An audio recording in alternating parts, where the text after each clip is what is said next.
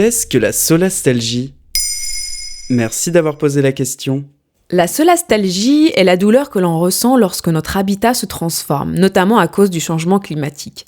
Ces transformations auraient un effet sur la santé mentale de nombreuses personnes. Alors sommes-nous condamnés à souffrir un peu plus à mesure que le thermomètre se réchauffe ? Urgence écologique. Fin de notre planète telle que nous la connaissons. Fonte des glaces. Augmentation des températures. Pollution. Effondrement de la biodiversité. 11 années avant des bouleversements sans précédent. Effondrement. Les changements climatiques occupent une telle place dans nos quotidiens qu'ils peuvent générer une certaine angoisse.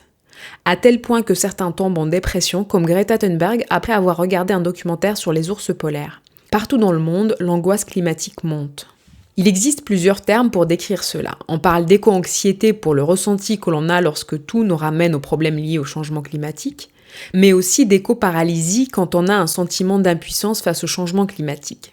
Enfin, la solastalgie est l'état d'impuissance et de détresse profonde causé par le bouleversement d'un écosystème, selon le philosophe Glenn Albrecht qui a inventé ce mot en 2003.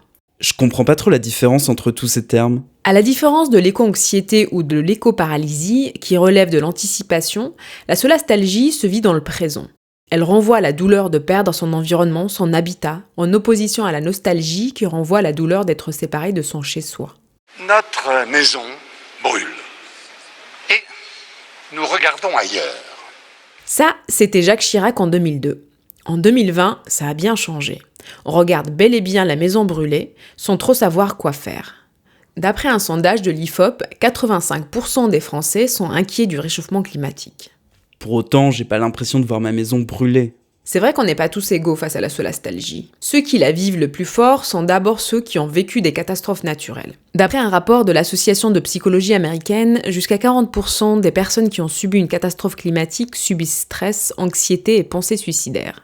Les communautés inuites aussi seraient atteintes de la solastalgie. On y observe une hausse des problèmes d'addiction liés à l'angoisse provoquée par les transformations de leur région. Quant à nous autres occidentaux, difficile de fermer les yeux face aux conséquences du réchauffement climatique. Cela crée de la peur, de la colère et cela peut aussi renforcer les addictions et les troubles anxieux.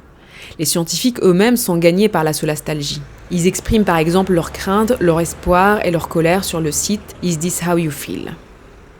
En gros, on est condamné à souffrir. Tout dépend de la réponse que l'on apporte à cet état de solastalgie.